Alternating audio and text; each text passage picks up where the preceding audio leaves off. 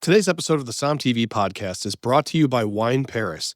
Wine Paris, happening February 9th to 11th at the Paris Expo Porte de Versailles, is the world's greatest and leading beverage event. The global beverage industry meets in Paris over wine, spirits, beer, cider, and full no and low alcohol wine categories, all under one roof. Over 6,000 exhibitors from 60 countries and more than 60,000 trade visitors from 155 markets gather together to discover producers, spot trends, meet suppliers, and expand business globally. If you work in the wine, spirits, or beverage trade in the United States, you need to be at Wine Paris 2026, February 9th to the 11th, right in the center of Paris at the Paris Expo Porte de Versailles. Register online now for free and secure your trade badge. There is no better way to connect with wine trade professionals around the world than Wine Paris. You can find a link in the show notes to grab your badge for free right now. Hello, everybody, and welcome back to the Som TV podcast. I'm your host, Jason Wise. On today's episode, I'm going to be speaking with Daniel and Brandon Milmo of Casa Madero Winery. These two brothers are the caretakers and owners of the oldest winery in the entire New World. It's located in northern Mexico in the middle of the desert, in a place you would be astounded to find that there's a winery. Its history is the entire history of Mexico and the entire history of the Americas since Europeans arrived. It is just an absolutely incredibly beautiful place and an amazing story. I'll speak to them today about that history and about what it's like to grow up in a place like this that is one of a kind. You can also watch this episode right now on Som TV. So if you're not a subscriber, go to somtv.com and subscribe. You can see what we're talking about. Without further ado, my conversation with Daniel and Brandon Milmo about the oldest winery in the New World. This is really exciting. I've wanted to be in this spot for probably about maybe 10 years, and that's when I found out this place existed, maybe about 10 years ago. When I made the second Som film, we were looking for the greatest kind of stories in wine that could tie together everything from history to religion to... And I came upon this place called Casa Madero in Mexico, of all places. And I just think it is one of the all-time greatest stories, and the fact that I don't think anyone's really told it on a large scale is my head exploding. Thank you. So, welcome, two brothers, Brandon, Daniel. I'm going to ask you two really fast to tell me in plain terms, where in the world are we sitting right now? Well, we're in the northern part of Mexico, and this is like below the border of Texas, and along the northern side of the Rockies as they come into Mexico. They're called the Sierra Madres, and also on the edge of the Chihuahua Desert. So we're at a high elevation place at 5,000 feet above sea level, and in a very dry location at the edge of Chihuahua Desert. So that's more or less where we are located, north part of Mexico. And why is there a winery here? Why are we sitting here even having this conversation? Well, because the Spaniards, back in the time of the colony, they liked to drink wine. Yeah. And they were trying to plant vines in their new colony, and they had tried at the Dominican Republic, in Veracruz, and in the Valley of Mexico City. And vines weren't doing very well in those areas. And as the years progressed, after the Spanish conquest of Mexico, they, of course, were mainly looking for gold and silver, but they were exploring the north of Mexico, and they came across this valley that had native vines growing in the streams. And once they saw grapes here, that's what they call the Valley of the Grapes, of the vines. Valle Barras means vines. And word spread, and entrepreneurs came here and started setting up their vineyards to produce wine for the growing Spanish population in the colonies. Yeah, so we're talking about what time? That was late 16th century. So this property was founded in 1597. So I need to say, I just want to make sure we say this again. This property was founded in 1597. 1597, that's so right. I've spent a lot of time in Europe, and we filmed with 10, 12, even more generational families that go back to around 1492, around when, Columbus landed here. Yeah. And there aren't many places in the quote unquote New World that you can look at buildings that date to the 1500s. This is not a common situation. No, it's not. And you're in one of those buildings right now. This hacienda, as these houses are called, is from the 16th century. Yeah. Speaking of which, let's pour some wine here. Sure. This is also one of the things we always talk about is There are great stories in wine. Usually they have to do with history or wars or some kind of often, tough event or something like that. And then there's really good wine. And sometimes those things overlap. This is I can't tell you the amount of times, I'm not going to name names, where you get to a place where you're like, this is the most amazing story. The people are great. And you taste the wine and it's just like, you become very sad because it doesn't match up. Yeah. The one amazing thing is this wine is actually really good. And obviously we're here filming something that is a much bigger project. I can't wait to talk about. But the fact that the wines, and I can sit here and say, with all of my integrity and everything that I have, the wines are amazing. They're really good. Thank you. But when you see the landscape here, it seems that there's no business that any wine, let alone good wine, would be made in this region. Yeah, in this region. I mean, it just doesn't. It looks like, some parts of it looks like you're on the moon. It's middle of nowhere. Middle of nowhere. So describe to me what the climate is like. Maybe take it to like how the hell grapes are able to even exist here. Yeah. Well, I think because of the water streams that we have, that's what brought the Spaniards, initially the golden silver, like my brother just said, but to be able to settle in this location, there was all these streams just naturally flowing off the foothills of the Sierra, which is just right behind us. So the weather here is very harsh. We don't get much rain at all. We get like 12 inches average a year. And we do get cold winters, which is good for the grapes. And given the altitude in the summers, we do get warm temperatures during the day. And at night, it kind of falls down even more around 15 degrees Celsius difference. So that provides these good conditions to make like better quality grapes to produce wine, which makes the skins of the berries go a little tougher. That's when the night temperature falls. And then that provides color and flavors and all the different qualities of wine that we are looking for. Yeah, you don't expect to see wines that are sort of, look, your cabs and all these are pretty restrained. I don't know what I was expecting, but they're not what I was expecting in some way. I mean, I was expecting, considering, I imagine the summers here are pretty serious. I was expecting a much bigger wine, and not something that had the acid and things of a seemingly different region. Is that because of the elevation here? Yeah, well, the elevation, makes it cooler than for example, the desert to the north of us is warmer in the summer, hotter in the summer. Yeah. And because it's dry, we get that temperature difference because the humidity holds the temperature. And when there's very low humidity, most people from the US or from Europe don't know that we make wine here. And we've been making wine since the 16th century. We're going to try to change that here. That's what we're here to do. When you were trying to tell people about Mexican wine, do they often, because I know I've been there, they make quite a bit of wine in Baja, which is quite far from here, honestly. Yes, it is far. You've already got that, I guess, bias where people are thinking Mexican wine kind of comes from there.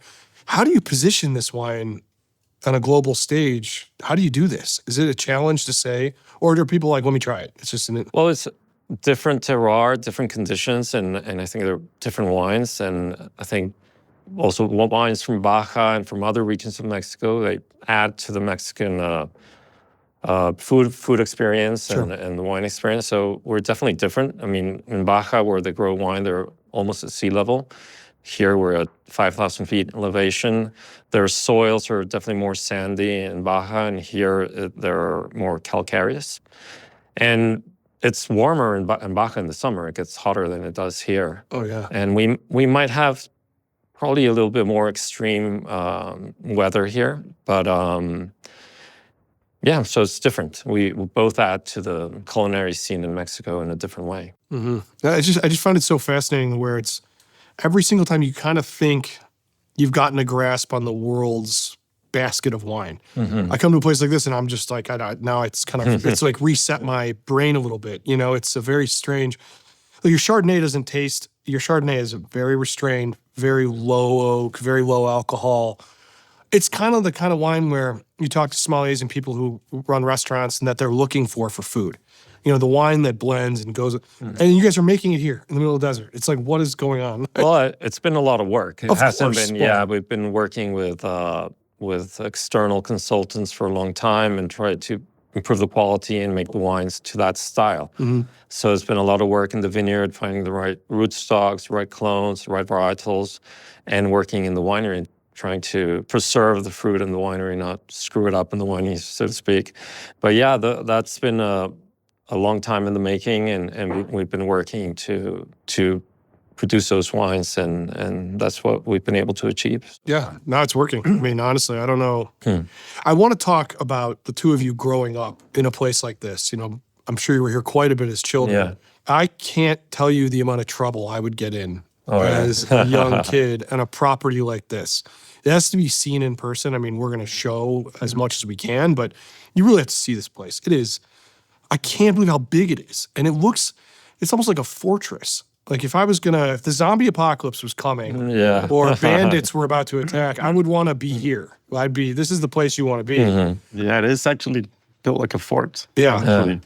I mean, it is a fort, right? Yeah, it's a square building with 4 pillars in each corner. And well, back in the days, it was built like that because there was a lot of native Indians in this location, like the Apaches that you mentioned, and bandits that would come in, try and raid and get whatever they could. So it was a defense mechanism or a defense construction to be able to kind of bear those attacks and all these It things. is a fort. Yeah. But growing up, we had so much fun. I mean, it's wonderful to be a kid. Even like our kids, when they come here, they just enjoy the place so much. You can run around everywhere. There's so many things to do. So I mean, the hide and seek games at this place, you wouldn't find somebody for 200 years. And the winery Definitely. too. It's crazy. Yeah. All right, so I want to kind of lay out this place. So you've got this hacienda, right? Yes. Yeah. And then you have, I mean, there's a cemetery in the vines. How far back does that go? Well, back then in the colonies, or maybe 100 years ago, all these haciendas, which were landed agricultural estates, most of the people that worked at the hacienda lived there too. So we actually used to have a small town behind the winery. And of course, they had their cemetery and also a church. And over time, we were able to relocate our workers to town. But we couldn't relocate the cemetery, so it's still there. Yeah. We always talk about this with wine is that you kind of have the weight of all the history and all the work and all the hands, but rarely can you just see it. You know, rarely. I mean, if you go to Napa, or I'll use Napa as an example. I'm always picking on Napa, but if you go to Napa, it's a very manicured and everything's very, you see what they want you to see. But you don't see the struggle and all the things that went into, you know, prohibition and all these things. I can literally turn my head and see all of Mexican history in this place. It's an astounding thing. So you guys go back. What generation are the two of you? 5th generation. 5th generation. Our great-grandfather purchased in 1893. Okay, so 1893. Yeah, this property has been in several families. So it's sold 10 times since its foundation in 1597. And our great-grandfather bought it in 1893. So we're now part of the 5th generation of the family that works here. Okay, what was the motivation for your great-grandfather to buy this place? Because I can imagine at that point, it's already 400 years. Yeah. Or whatever, you know. 300 years. Yeah, so it probably needed a lot of work even then. Yeah, of course. Well, we heard this story from the family that our great-grandfather started out in trade and commerce, that meant, or transport, it meant he had mules back then. This is the 19th century. And he would buy cotton in some parts, maybe in southern the US or different parts of Mexico, and there was a textile mill in town here. So they would bring the cotton, and he slept 1 year in a tree outside this property, and he said, I'd love to buy this property one day. And after many years passed, and he started becoming wealthier, and he was able to afford the property. And apparently the owner at the time was this widow, this woman, didn't want to sell to him. But when she died, they ended up selling to a French company. And our great-grandfather convinced the French investors to sell to him like a couple of years afterwards. And we've actually have the whole story and the purchase amount and everything. So there's this book that was like the land title book, which dates back to the original owner, Mr. Lorenzo Garcia, and that has the stamp of the King and Philip II. And on that book, there's all the different owners up until our family. And that's really interesting to see because there's inventories and what the purchase agreement was and all that information up until us. It's like So an incorporation document that was like three different books, and it's pretty interesting. So when that is actually part of our labels. We put a little text or a little part of our manuscripts, the original land scripts to kind of tell the story of our winery through the label. We changed the packaging about, well, it's going to be almost 10 years now. And we had terrible labels that nobody loved except our dad, and he wouldn't change them. So it took us a while to convince him to change the labels. And we wanted to somehow tell our story in a modern way. So we hired this really famous graphics designer in Mexico, and he came up with this packaging. We really liked it, and the market really likes it. So it sort of like tells our story in a fresh, more modern way. When this started, I know brandy has been a big thing in Mexico, especially for a very long time. So I want to talk about your brandy story because I think it is such a fascinating look at wine takes a long time, but trends sometimes they can happen like that, and you have to adjust. And so I want to talk about the brandy situation. What was the brandy like that was being sold when your great-grandfather? Yeah. It was all made from grapes, right? Well, they were making a lot of different products. Brandy, a lot of like Spanish-type products, like sort of like a Jerez and even a vermouth. It's like a sherry. They were kind of like doing a sherry and vermouth. And wine as well. But the consumer was basically buying spirits at the time. Well, those were the products that were selling the most. And it was basically brandy made from grapes from this area. And how long did that, I mean, that became a very big business for you guys, right? Well, yes, everything's relative, but it was a bigger company back then. But I think during these days, we discussed the story that during the colony, they started producing wine here, and the wine barrels started making their way back to Spain. And the Spaniards didn't believe in free trade at the time, so the winemakers in Spain convinced the king to ban wine production in Mexico and Peru. And they didn't do the same in Chile and Argentina because they weren't that important mining colonies. So they basically weren't enforced in Chile. That's why Chile and Argentina do have a wine drinking culture. And Mexico and Peru doesn't. But Peru has the pisco. Of course. Yes. And so the New Spain that would allow to make wine for the church and to make brandy. You could make brandy. So that's why there was no culture for wine drinking in Mexico, but there was a culture for drinking brandy. And actually brandy was the number one spirit category until the 1980s.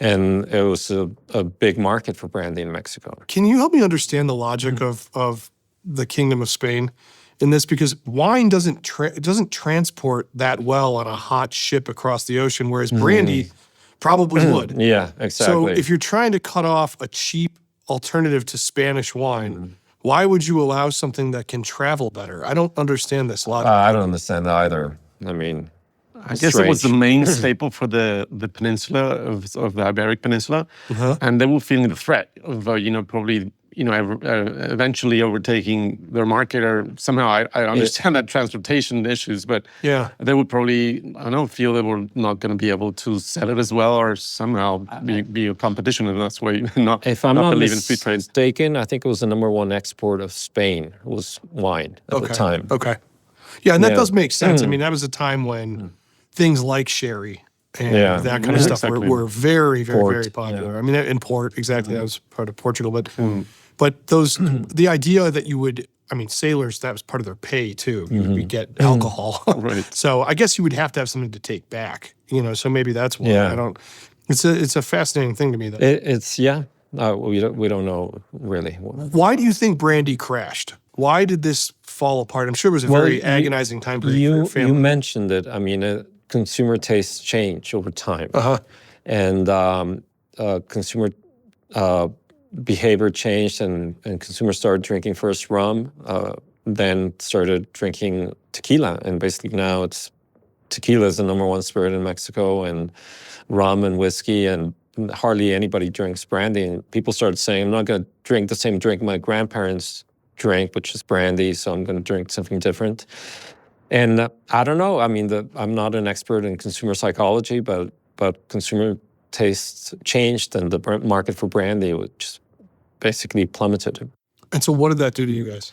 I was We had to kind of refocus and reshape our the main product of our company into making. Well, we'd always make wine and then distill it into brandy, but we started planting different varietals of vineyards and started focusing on making more of a quality wine than a volume wine to distill into brandy.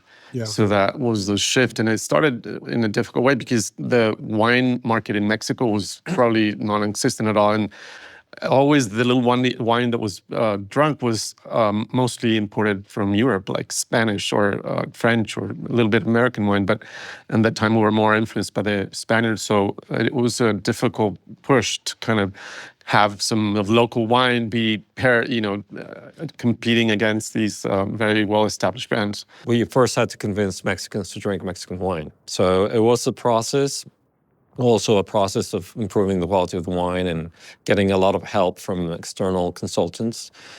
And and like my brother mentioned, when the shift from brandy happened, wine consumption in Mexico was 250 milliliters per capita. Now it's 1.5 liters. So it's still low compared to the US or Argentina and Chile, but it's a big jump from basically a glass of wine to 1.5 liters of wine or 2 bottles of wine per capita. So that growth in the market really helped us make that shift from brandy to wine. All right, so can you guys tell me some stories of growing up here? I mean, you've got to have some kind of like this, I remember this memory, I remember this.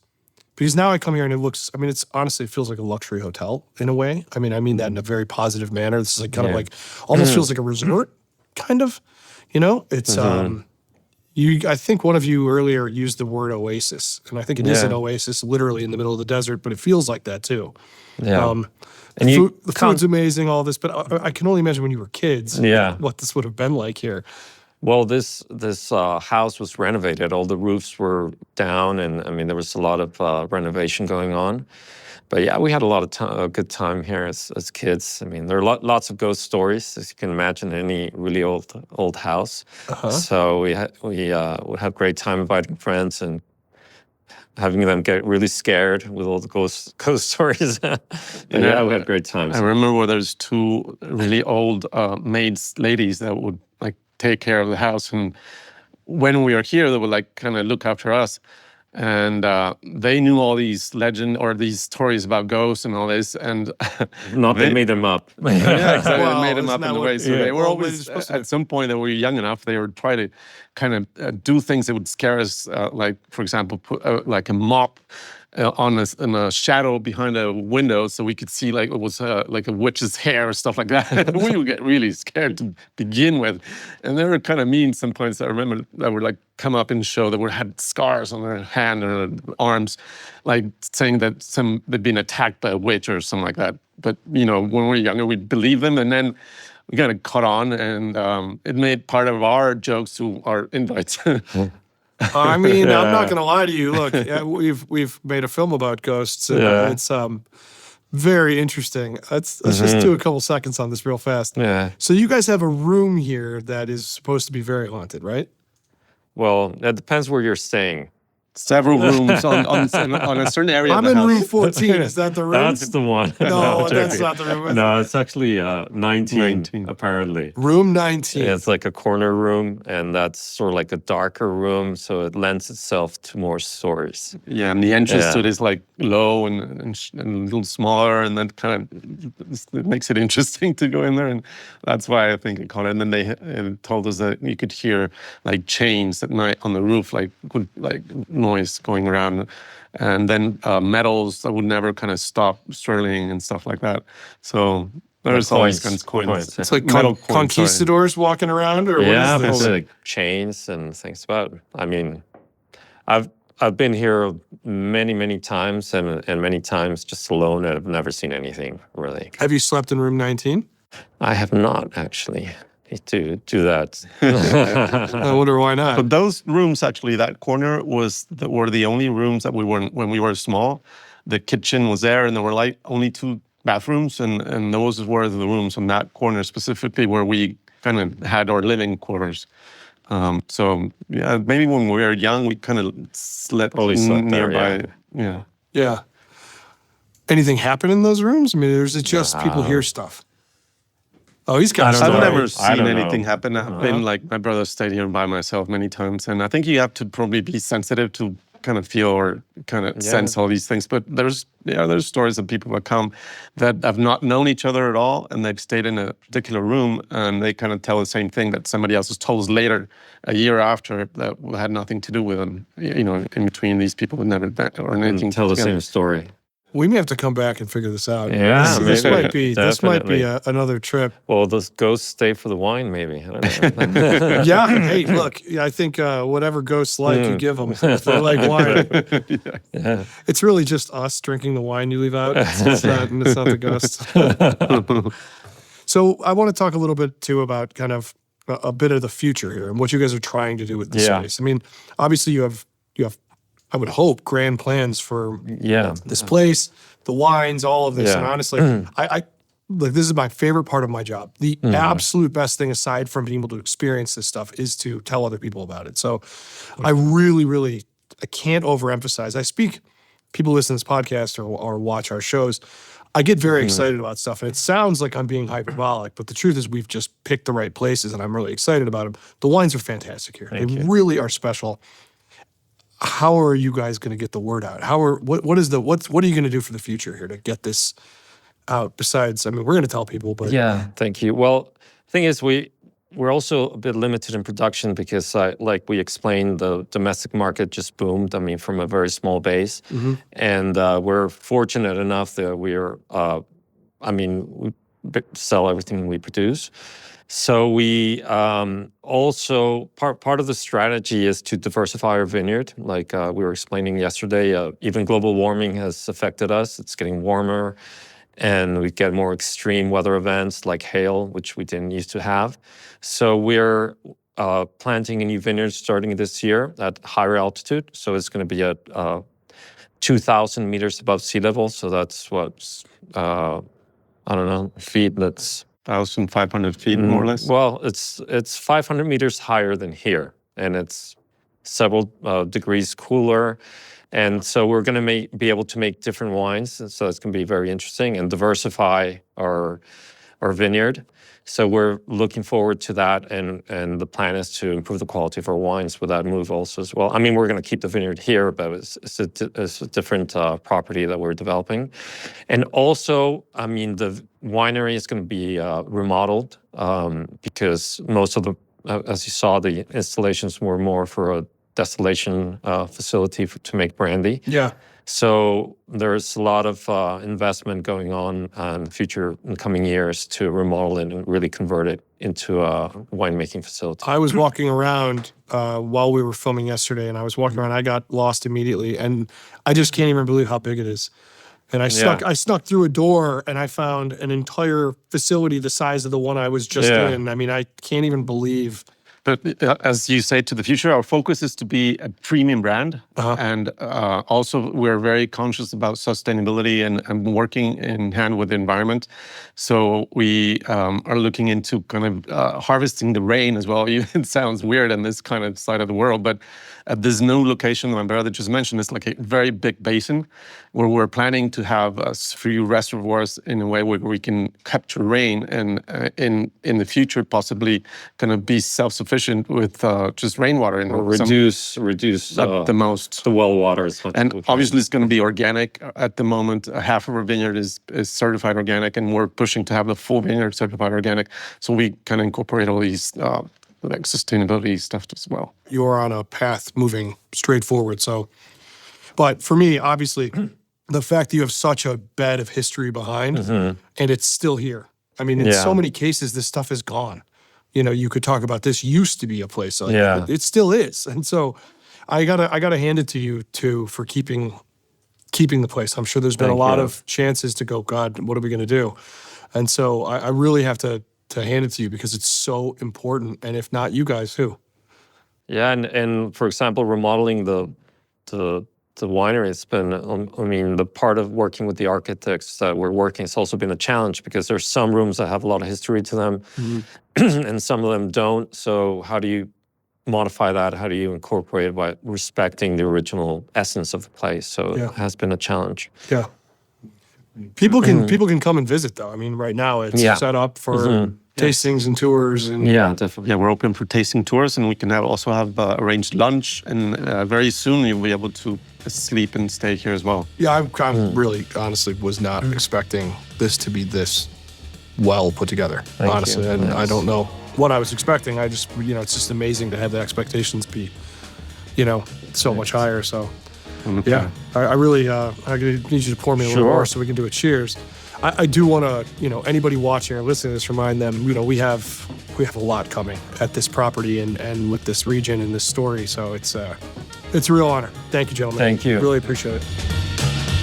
I want to thank everybody for listening. Really means a lot. Again, I always say this, if you love this podcast, please, right now, go and rate and review wherever you listen to your podcast. It means a lot to us. I want to thank John Adams, our story producer. I want to thank Jackson Myers, who shot the episode that you can watch on Som TV right now. You can watch it on somtv.com. And I want to thank you for listening. Thank you so much. We really appreciate it. Don't forget to grab your tickets to Wine Paris right now, happening in February. This is the event for wine professionals in Europe, happening very soon. And if you need an excuse to go to Paris, here it is. Go to the link in our show notes and you can grab your badge right now if you're a wine professional. Next episode, we have something very fun. I'm going to be speaking with Ian Cobble about what winery in Europe currently has the championship belt. This is a really fun one and going to be very controversial. Talk to you guys then.